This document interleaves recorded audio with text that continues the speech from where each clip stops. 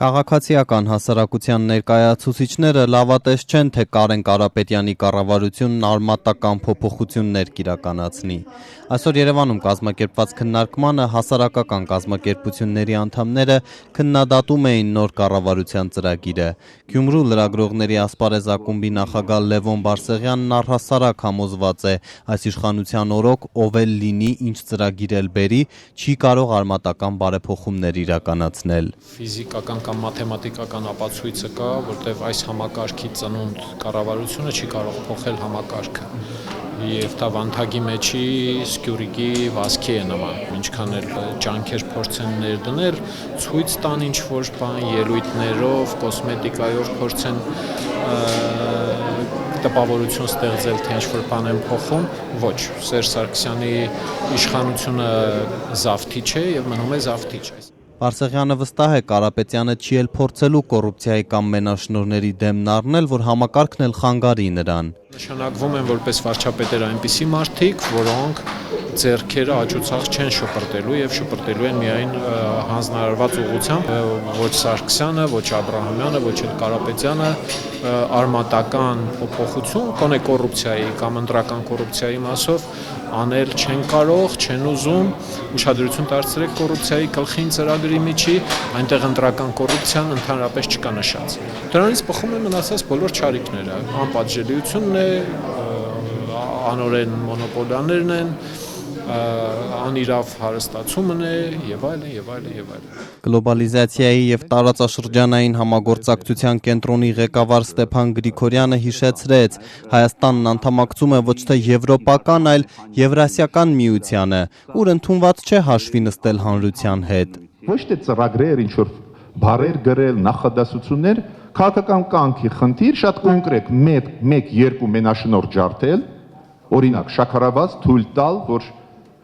ներկրեն այլ խաղացողները ու երկրորդը շատ կարևորը Գազպրոմից խլել մենաշնորհը գազի հետ կապված։ Դա նորմալ երևույթ չի, երբ որ գազի գինը այսօր, որը մեր վրա են ծախում, ոչ թե սահմանում են ստանում մերոնք։ Գազպրոմը մեր վրա ուղիղ երկու անգամ մեծ է, քան թե Վրաստանի համար։ Իրազեկ քաղաքացիների միավորման ղեկավար Դանիել Իոնիսյանն էլ տարակուսած է, ինչու է կառավարությունը հատուկ կենտրոնացել Ռուսաստանի ու հավաքական անվտանգության պայմանագրի կազմակերպության հետ հարաբերությունների խորացման վրա։ Հապկի անդամ պետությունները մեր փաստացի ռազմական թշնամուն հիմնական զինողներն են։ Հապկանդամ պետություններից երկուսը բացահայտ քաղաքական աջակցություն են ցույց տալիս Ադրբեջանին, հապկանդամ պետություններից որևիցե մեկը չդատապարտեց Ադրբեջանին, երբ Ադրբեջանը ռմբակոծում էր Հայաստանի անվիճարկելի մասը համարվող Տավուշի մարզը, հապկանդամ պետությունները պետք է ոչ միայն դատապարտեն Ադրբեջանին, այլ ռազմական աջակցություն առաջարկեն Հայաստանին, հա։ Դժվար է ասել ընդհանրապես ում է պետք այդպիսի միություն։ Հելսինկյան քաղաքացիական կոմիտեի ղեկավար իրավապաշտպան Ավետիք Իշխանյանը նոր կառավարության ծրագրում ոչինչ չի գտել Եվրամիության առջև ստանձնած պարտավորությունները կատարելու մասով, խոսքի ազատության, քրեակատարողական հիմնարկների, խտրականության, ընտանեկան բռնության վերաբերյալ։ Դրանք չկային, մնացած ամեն ինչը, ասենք, գրված էր 11 քրեակատարողական հիմնարկները ապահովել բժշկական սարքավորումներով։ Կներեք, բայց դա Եվրոպայի խորհրդի կողմից տրամադրվող օգնությունն է, ծրագրի շարունակությունն է, որը ներկայացվում է որպես կառավարության ծրագիր։ Իրավապաշտպանը խիստ կասկածում է, թե հայտարարված բարեփոխումները կազդեն արդարադատության վրա, քննիչներն անկախ կգործեն կամ դատավորներն այսուհետև Բաղրամյան 26-ից իջեցված վճիռները չեն կարդա։ Մենք դատական